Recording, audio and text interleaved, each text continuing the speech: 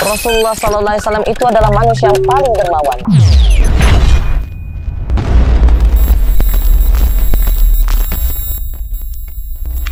Bismillahirrahmanirrahim. Assalamualaikum warahmatullahi wabarakatuh.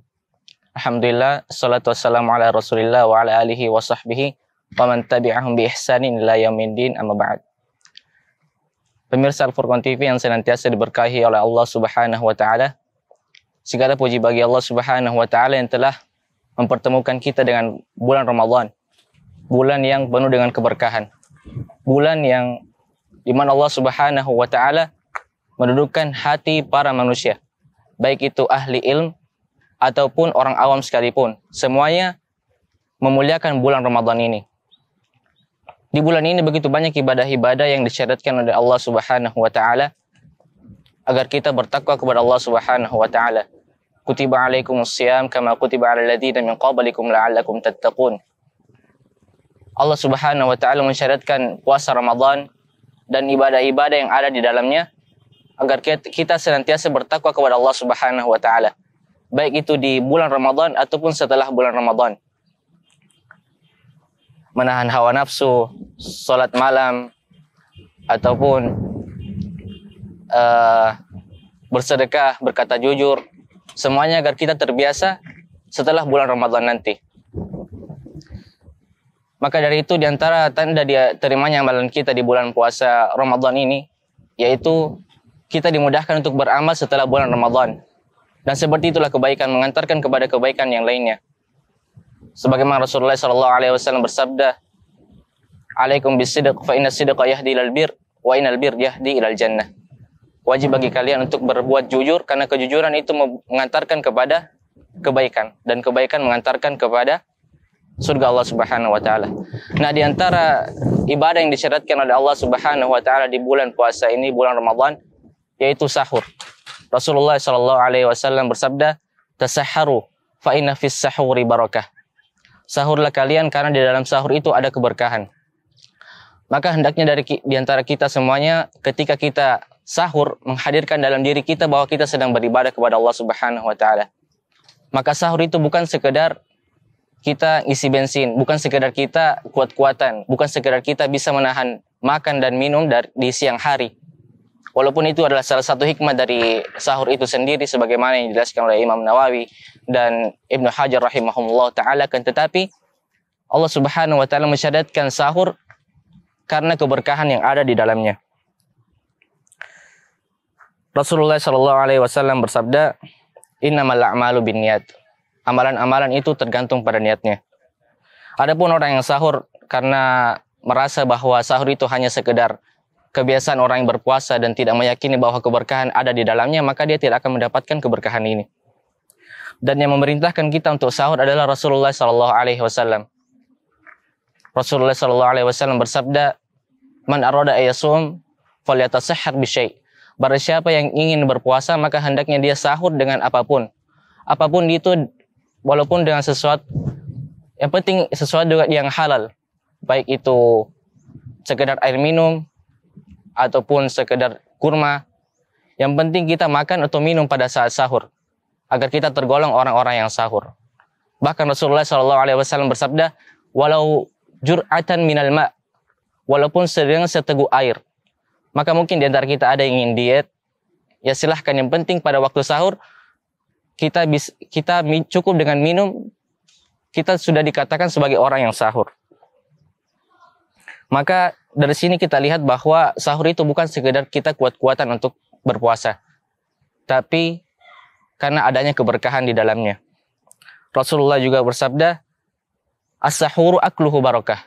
Sahur itu makannya adalah berkah. Apa itu berkah? Berkah itu yaitu Allah Subhanahu wa taala memberikan kita kebaikan demi kebaikan pada keseharian kita. Bayangkan kita berpuasa pada hari pertama kemudian kita sahur, maka Allah akan memberikan kita keberkahan pada jalan kita, pada belajar kita, pada usaha kita. Dan di antara keberkahannya yaitu kita bisa berpuasa dengan kuat di siang hari. Sebagaimana kita jelaskan tadi bahwa kita sahur itu seakan-akan kita isi bensin. Maka orang yang tidak sahur tidak akan mendapatkan hal ini. Orang yang tidak sahur dia akan merasa lelah, lemas, bahkan malas untuk beraktivitas di siang hari sehingga akhirnya dia meninggalkan berbagai macam ibadah-ibadah di siang hari. Dia ingin baca Quran tapi merasa haus, dia ingin sholat sunnah tapi ternyata dia merasa ngantuk. Maka dengan sahur kita akan mendapatkan tenaga sehingga kita bisa beribadah di siang hari kepada Allah Subhanahu wa taala. Dan di antara keberkahannya juga orang yang sahur akan mendapatkan waktu yang mustajab. Rasulullah sallallahu alaihi wasallam bersabda, "Yanzilu Rabbuna tabaraka wa ta'ala kulla lailatin ila sama'id dunya hina yabqa thuluthul lail akhir yaqul may yad'uni fa astajibalah, may yas'aluni fa'utiyalah, wa may yastaghfiruni fa aghfiralah."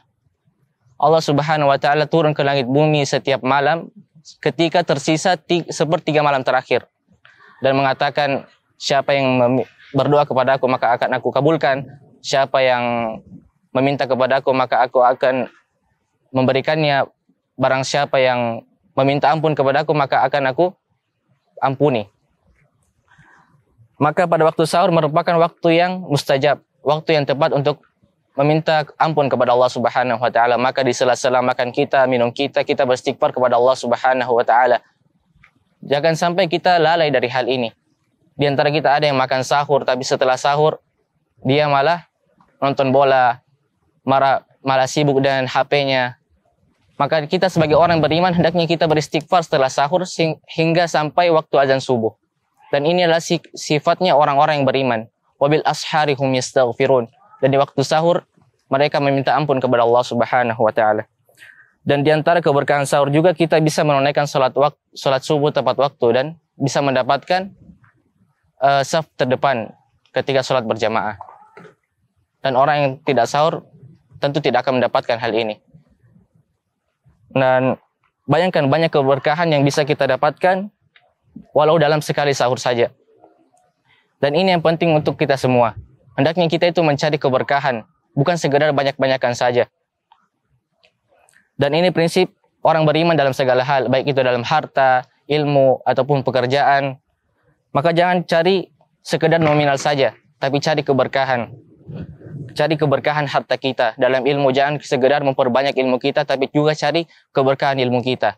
Dalam waktu, jangan sekedar kita sekedar mengatakan saya punya waktu luang, berjam-jam, sekian jam, tapi kita pikirkan bagaimana waktu kita berkah. Karena waktu yang sedikit ini, waktu beberapa menit ini, yaitu sahur ini, hanya beberapa menit saja. Berkahnya hanya beberapa menit saja, yang kualitasnya itu mengalahkan waktu yang berjam-jam. Maka mari kita menjaga sahur kita agar waktu kita diberkahi oleh Allah Subhanahu wa taala. Sekian dari saya. Assalamualaikum warahmatullahi wabarakatuh. Rasulullah SAW itu adalah manusia yang paling dermawan.